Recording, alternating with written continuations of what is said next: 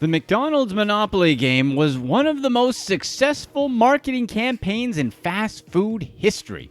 It attached million-dollar prizes to boxes of French fries. While most of us won small prizes such as an apple pie or a small drink, some people made a fortune. But the man McDonald's trusted with their grand prizes had other plans. Just how did the man, who was codenamed Uncle Jerry to the FBI, make a small fortune of $24 million for himself and his co-conspirators between 1987 and 2001? Jerome P. Jacobson was an ex-cop who joined Diddler Brothers Printing as security personnel in 1981. A life-threatening disease called Guillain-Barré cost him his policing career, but Jerome was determined to stay within the field however he could. Jacobson was like a drill sergeant when it came to security at Diddler Brothers. He would check employees' shoes before leaving and wouldn't let anybody go to the bathroom alone. Jacobson became the head of security for Simon Marketing. The company used Diddler Brothers Printing to make the game pieces for McDonald's promotional games like Monopoly and Who Wants to Be a Millionaire. 6 years after joining Diddler, McDonald's unleashed a new game that took the nation by storm: McDonald's Monopoly. The premise was simple. McDonald's products came with attached game pieces. Find the coveted boardwalk piece or all 4 railroads, and you could be an instant winner. Prizes ranged from a free box of fries to up to $1 million. But McDonald's wasn't making the tickets themselves, nor was the promotion their idea in the first place. McDonald's Monopoly was the brainchild of Simon Marketing, and Jerome was in charge of guarding and transporting the high-value tickets. These tickets were stored like nuclear launch codes, and Jerome had the keys.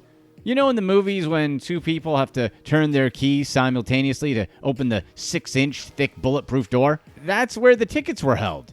After the production, Jacobson had to transport the game pieces to the packaging facilities. These packaging houses were where the game pieces were attached to random cup and French fry boxes before being sent to different McDonald's worldwide. Jacobson had to carry the tickets inside tamper-proof envelopes so that no one could open them until the moment they were stuck to a box of fries.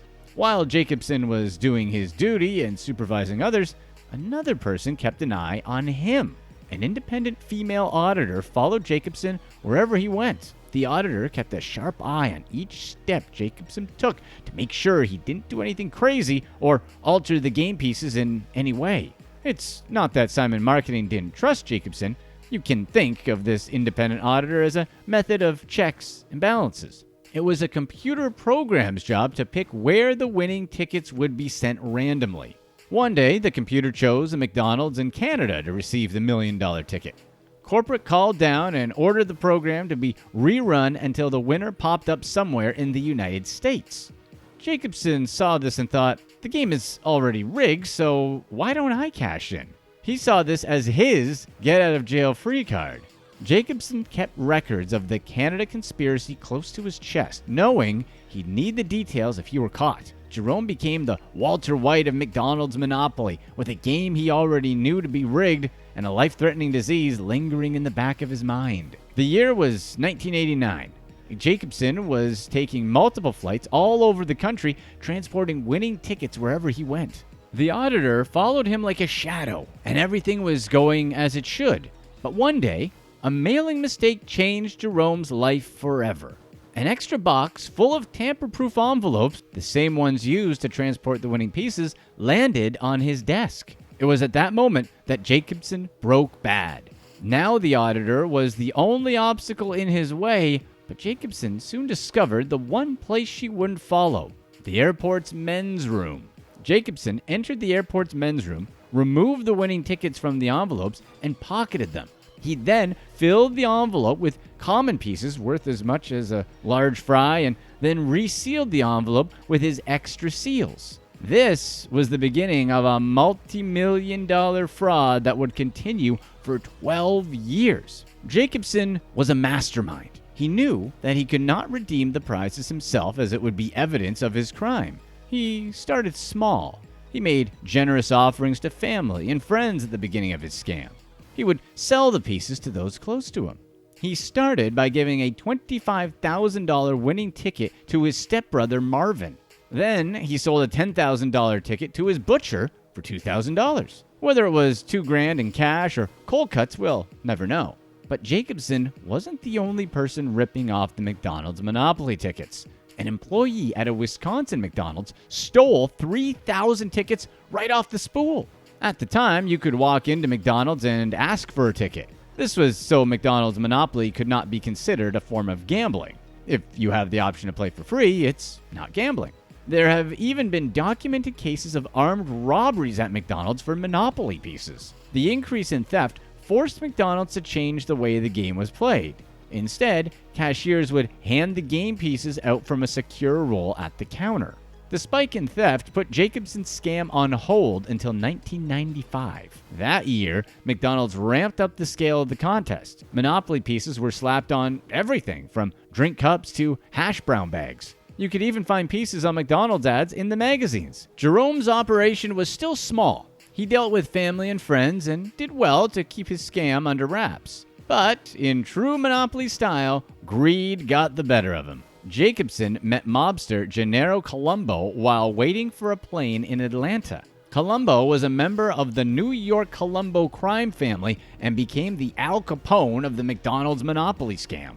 He ran nightclubs in South Carolina, but had his hands in multiple branches of mafia business. He was even featured in a McDonald's Monopoly commercial after winning a Dodge Viper, courtesy of Jerome, of course. For some reason, Jacobson decided to tell Colombo everything about his scam, and the mobster wanted in. His McDonald's scam was now intertwined with the New York Italian Mafia. The two became close, and the scheme quadrupled in size. Colombo introduced Jerome to his friends and family. They coined Jerome's infamous nickname, Uncle Jerry. The duo worked together to continue the scam throughout the 90s. Colombo introduced Jacobson to more individuals who showed interest in taking part in the scam. Jacobson was receiving instant cash at a discounted value in exchange for the tickets. Colombo was acting as the middleman. Although almost all the buyers of these tickets lived in the southeastern part of the United States, they knew they could not claim the prize money in the same area. This would have drawn unwanted attention and would create suspicion. Instead, they dispatched tickets and winners to different parts of the country and claimed to find the winning tickets in various states. For example, Colombo's father-in-law traveled from Jacksonville, Florida to New Hampshire to claim his winning ticket. By 1998, Jacobson had turned America into his personal board game. He and his wife Linda moved into a beautiful brick home in Georgia, and he used $65,000 to buy himself a classic Oldsmobile. He owned a lakefront property, was a classic car club member, and went on regular cruises. Jacobson was hanging around with mobsters constantly. He started wearing fancy suits and even went by the moniker Geraldo Constantino. Jacobson lived a luxurious life when suddenly Colombo was killed in a car accident in May of 1998. Colombo and his wife Robin were in the same car, but miraculously, Robin survived. The crash was considered an accident, but the Colombo family didn't see it that way. They launched their own investigation into Robin and the nature of the crash. Colombo's passing severed Jerome's ties with the crime family. Jacobson needed to replace the Colombo family's ability to launder money. Following days, he found two men who would take his scam to the next level through a newly formed network, Andrew Glom and Richard Courtier. These two guys had a common goal: to recruit as many prospects as possible. Glom didn't need the money, so he'd give the winning tickets to some of his old crime associates that were down on their luck. Glom's odd choice of winners started attracting attention, as $1 million winner had previously pled guilty to federal drug trafficking charges in 1999. On the other hand, Courtier owned a chain of fried chicken restaurants and thought he was doing something legal.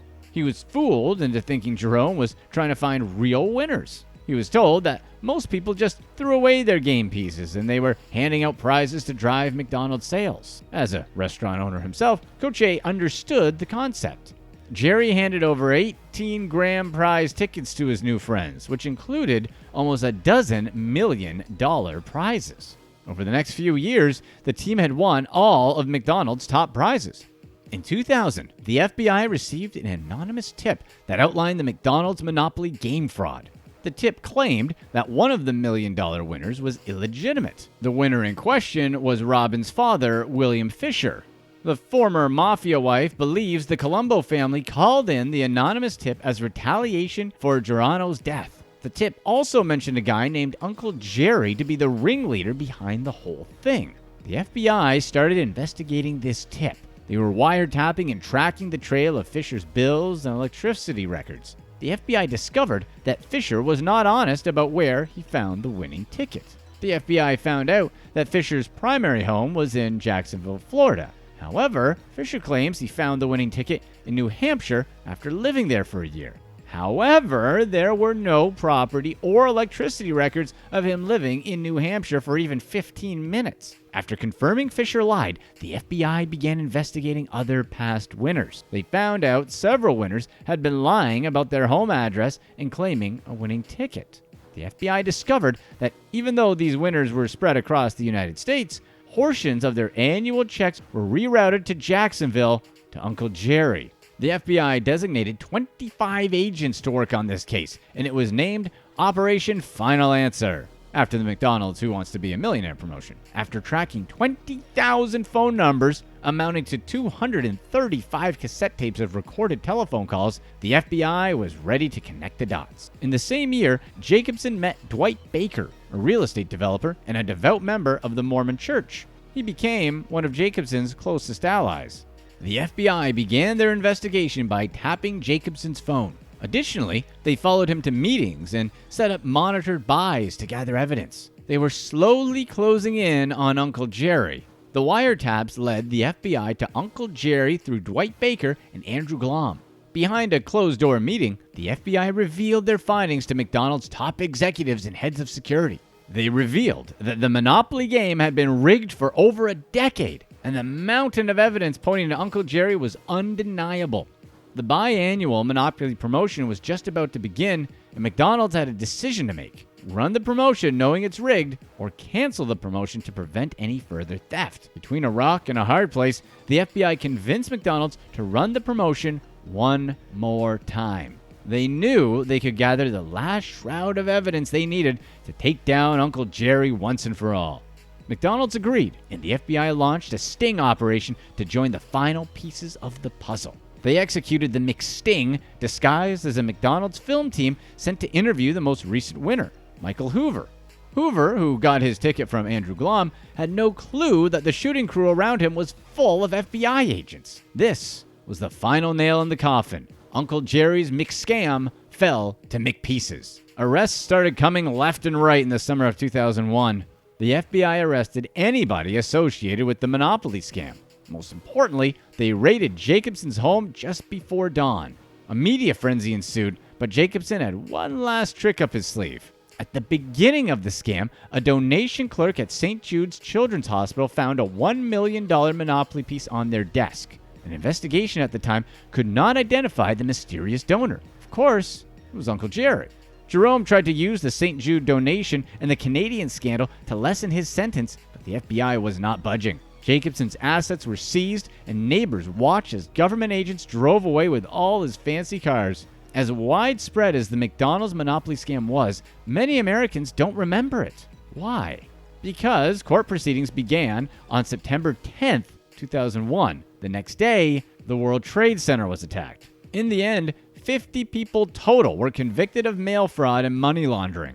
The underbosses like Couchier and Glom got a year and 1 day in prison. Jacobson eventually pled guilty and was sentenced to 37 months in jail. The judge ordered him to pay $12.5 million in restitution to McDonald's. McDonald's honored the money won by St. Jude's Hospital and let them keep it. As for the other stolen tickets, McDonald's eventually got their money back. As for Jacobson, he and Glom still keep in touch to this day. In an interview with the Daily Beast, Glom joked about how he still calls Jacobson up and asks if he's got any tickets. In 2020, HBO put out a tell-all documentary called McMillions. The 6-part series follows FBI agents as they tell the story of the McDonald's Monopoly scam. Click here to watch one of these next videos.